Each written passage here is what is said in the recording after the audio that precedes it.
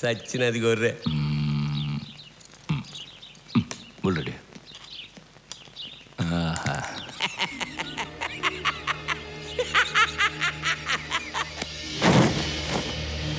Canteen దగ్గరికి వెళ్దాం పోనే.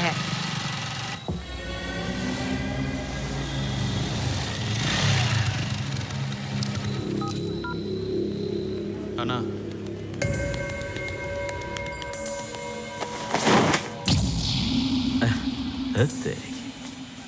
చల్ గాడి లేక.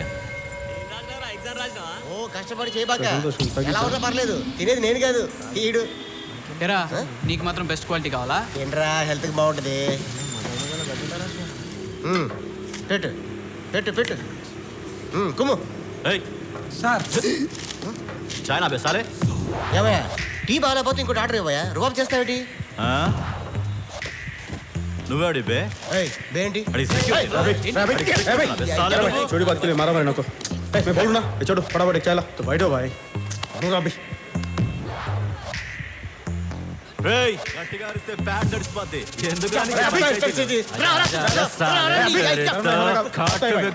मैं बोल रहा भाई अभी जा जा लेके जा इसको. ఏట్రాడు ज्यादा होशियारी नहीं दिखाना. बोला रे పోజు కొడతాడు రాడు. बने के भाई రవి ఎవరన్నా ఒక్కొక్క వాళ్ళ రవి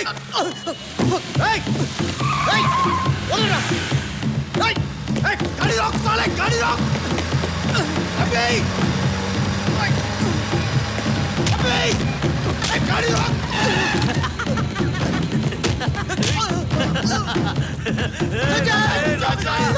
తలకాయ ఈరోజు పుస్తకాల్లో పోతుంది. రారా రే రా రా రా.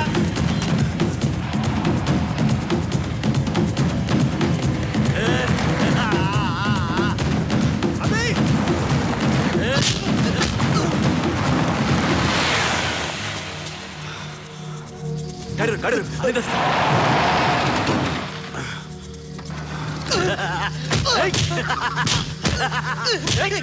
రారా రే రావరా దా దా చిక్నే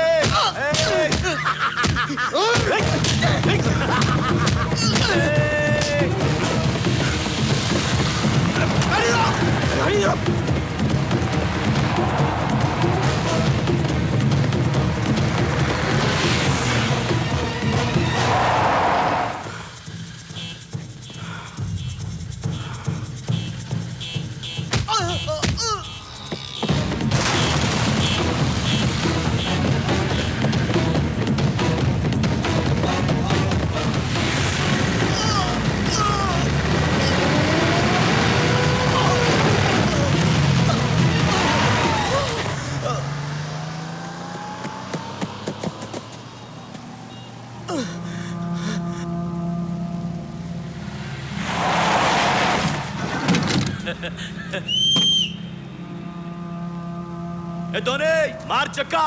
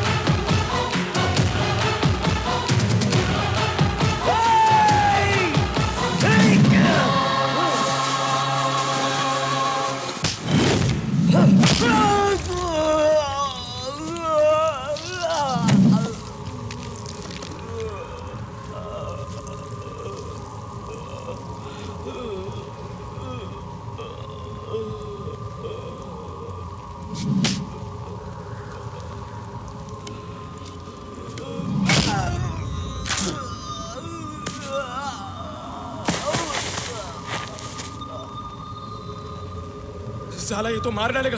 मैं नहीं लड़ूंगा इसके साथ. ये ले तेरा 10,000. मैं जा रहा हूँ मैं.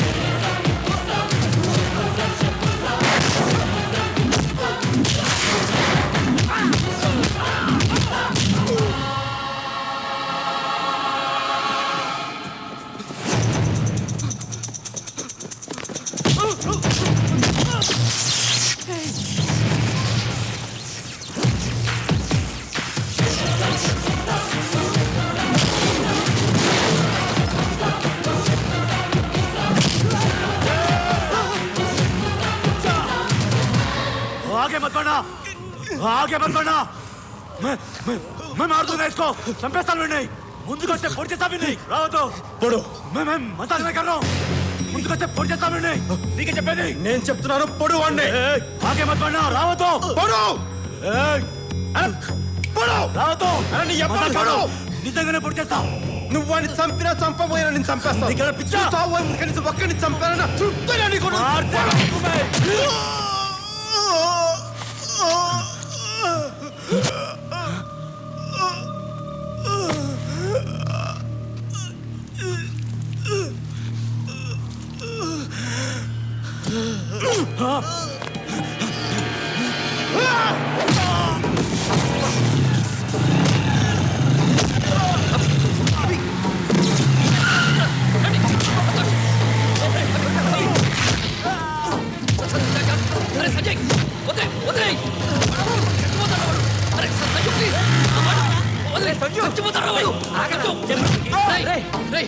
వాడు చచ్చిపోతే వాడి మనుషులు గుర్తుపెట్టుకుని మరీ చంపుతారా?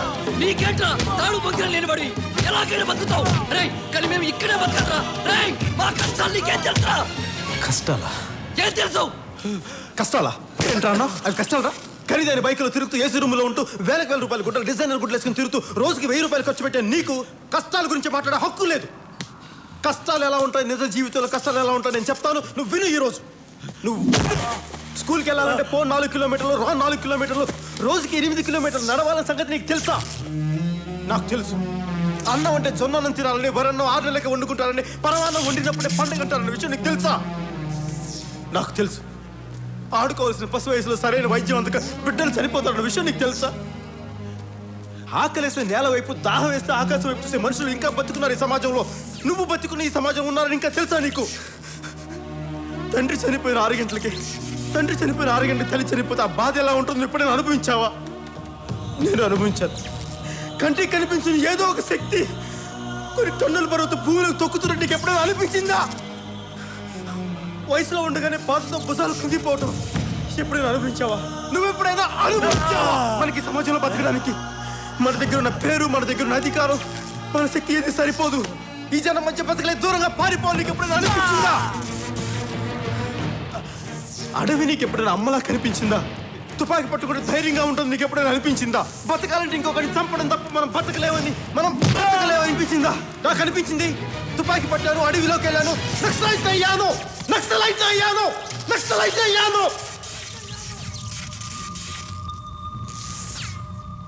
ఇక్కడ కష్టం గురించి మాట్లాడే హక్కు నాకు మాత్రమే ఉంది, నీకు లేదు. ఖచ్చితంగా నీకు లేదు.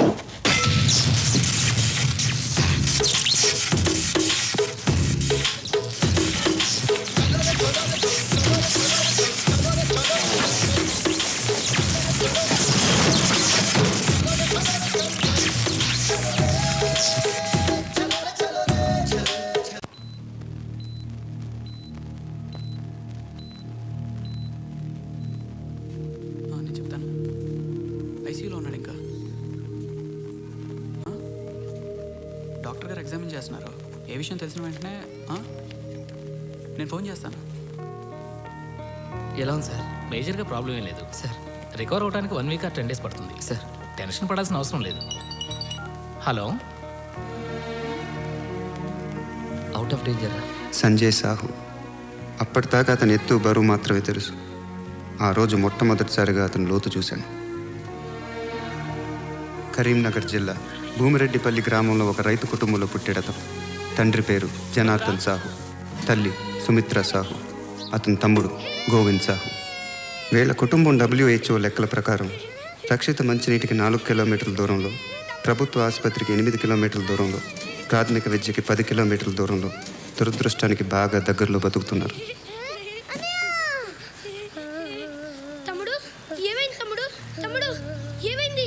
ఏ సైనాటిక్ congenital heart disease with ventricular septal defect. ఏం లేదు, గుండెల్లో చిల్లు. హైదరాబాద్ తీసుకెళ్ళాలి, కొన్ని టెస్ట్లు అవి చేయించాలి. బాగా అవుతుంది మరి. 5 అబ్బాబే 5 లక్షలు అవసరం లేదు, 1,00,000 అయితే సరిపోతుంది. ఎక్కువ టైం లేదు, అది ప్రాబ్లం. ఎన్ని దినాల్లో చేయించాలి? మ్యాక్సిమం 1 నెల అంతే.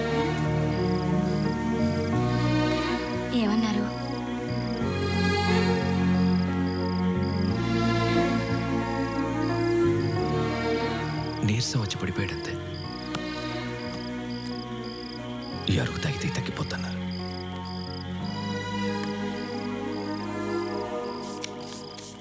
ఆ కుర్రాడు చాలా చురుగ్గా ఉండేవాడు. అందుకే డాక్టర్ చెప్పిన దానికన్నా 10 రోజుల ముందే చనిపోయాడు.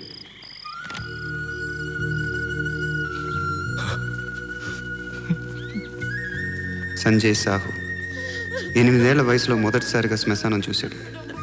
ఆ తర్వాత చాలా రోజుల పాటు అతను పరిగెత్తలేదు.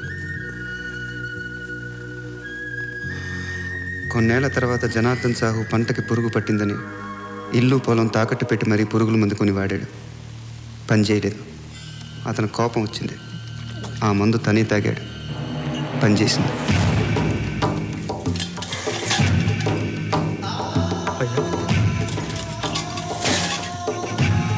అయ్యా నాయనా నాయనా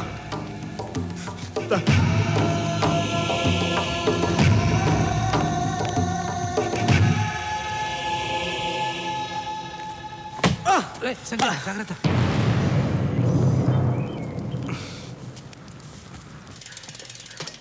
సంజయ్, నువ్వు లోపల అమ్మ దగ్గర ఉండు. నిన్నటి నుంచి మీ ఇద్దరు అసలు ఏం తినలేదు.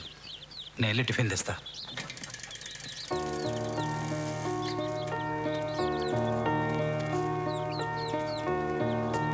సంజయ్, నువ్వేంట్రా ఇంకెక్కడే ఉన్నావు?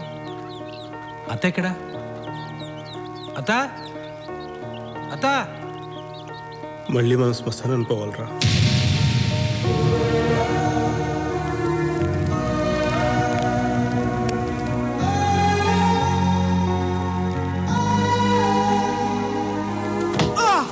సంజయ్, కాలుకి ఏమైనా దెబ్బ తగిలిందా? ఏంట్రా, ఏమైందిరా?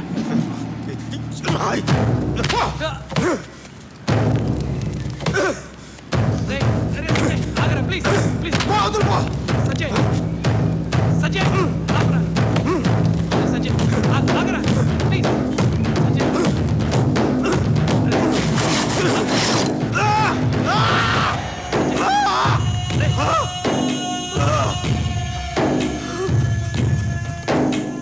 ఈ రాయి ఎవరిదో తెలుసా?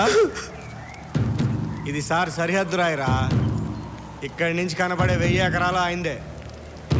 అలాంటి ఆయన సరిహద్దు రాయి మీద చేసే అంత మగాడివా?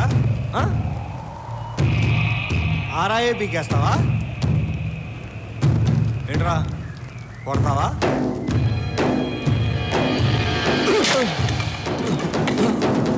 నీ సారింట్లో ఎంతమంది ఉంటారో నిన్నే చెప్పు. నీ సారింట్లో ఎంతమంది ఉంటారో? మీ సారింట్లో ఎంతమంది ఉంటారో? ఇద్దరికి 1000 ఎకరాలు ఎందుకు? రూల్ ప్రకారం ఎంత ఉండాలి?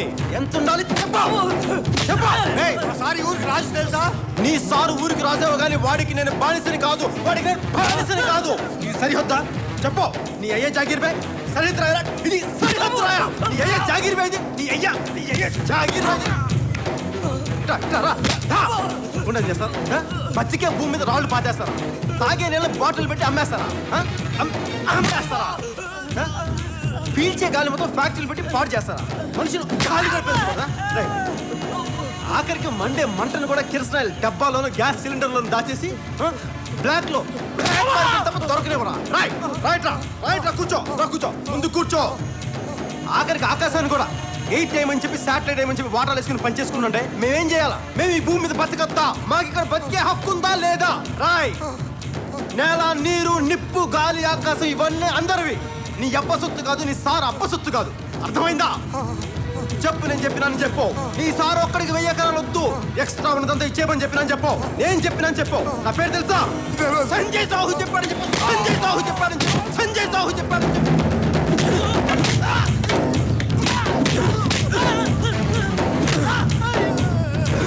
అరే సంజయ్, ఆపరా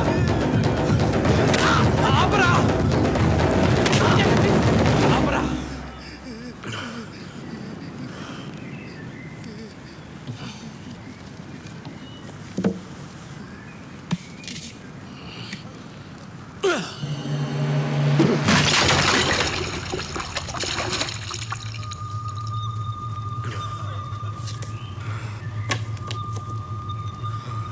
నీకొచ్చి నీ కోపం గాలికి తగిలిన రాయి మీద, రాయిని పాతిన సార్ మీద, సారు పంపిన మనుషుల మీది కాదు, ఇంకా చాలా వాటి మీద. 25 ఏళ్ళు నువ్వు భరించిన పరిస్థితుల మీద నీలాగే ఇదే కోపమున్నా ఇంకొంతమంది అక్కడ దూరంగా అడవిలో ఉన్నారు. వాళ్లతో కలిసి పనిచేస్తావా? వస్తావా? అక్కడ కూడా ఎవరైనా రాళ్ళు పాతారా? పద పీకుతాం.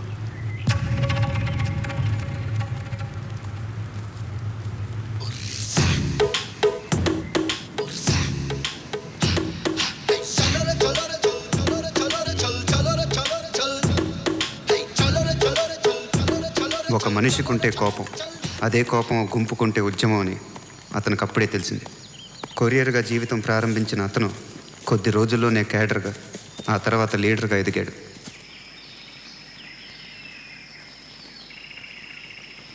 ఎవరి కోసం ఈ గిఫ్ట్? నెక్స్ట్ వీక్ కాన్వాయ్ వస్తుంది. వాడి కారే పేలాలని రూల్ ఏముంది? కాను అయినాక డజన్ కార్లు ఉంటాయి. ఎవరి కారన్నా పేలచ్చు కదా. ఆడు కారు వెళ్తే ఆడే పోతాడు, పక్కోడు కారు వెళ్తే భయపడిపోతాడు. ఏదైనా బెటరేగా. వాడి మీద కోపంతో అమాయకులను చంపాలనుకోవడం తప్పు. మనం చేసేది యుద్ధం, ఇందులో తప్పు రైట్ ఉండవు. గెలవటం ఓడిపోవడమే ఉంటాయి. అమాయకుల కోసం చేసే యుద్ధంలో అమాయకులు చనిపోతే మనం చేసే యుద్ధానికి ఇక అర్థమే ఉంది.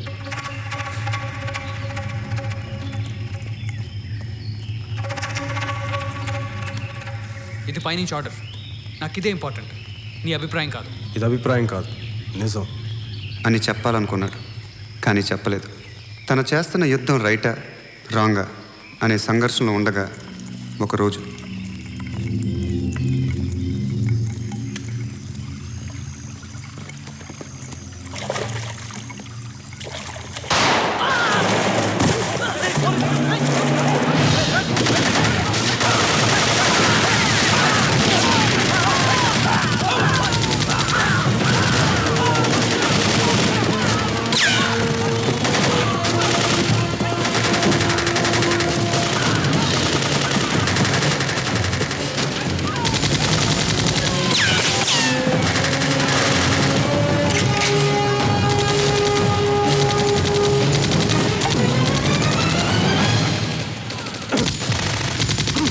ముందుకెళ్ళకు చస్తావు.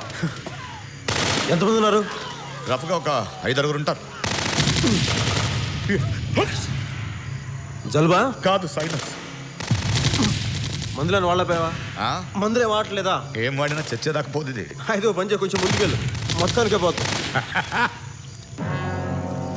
I think it's over. Sure? Yeah. Hands up. Down down. తుపాకీ దించు.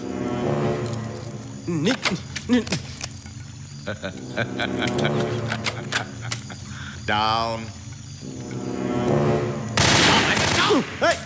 Okay down.